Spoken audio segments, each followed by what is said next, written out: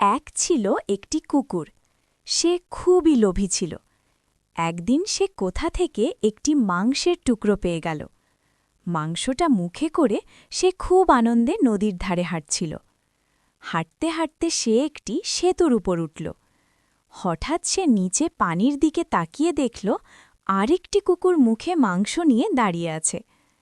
আসলে সেটা ছিল তার নিজেরই প্রতিবিম্ব, কিন্তু লোভী কুকুরটি তা বুঝতে পারল না। সে ভাবল, ওই কুকুরটার মাংসটাও যদি আমি নিতে পারতাম তাহলে আমার কাছে দুটো মাংস থাকত।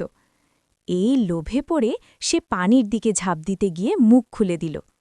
সঙ্গে সঙ্গে তার নিজের মাংসটুকুও পানিতে পড়ে গেল এবং ভেসে চলে গেল।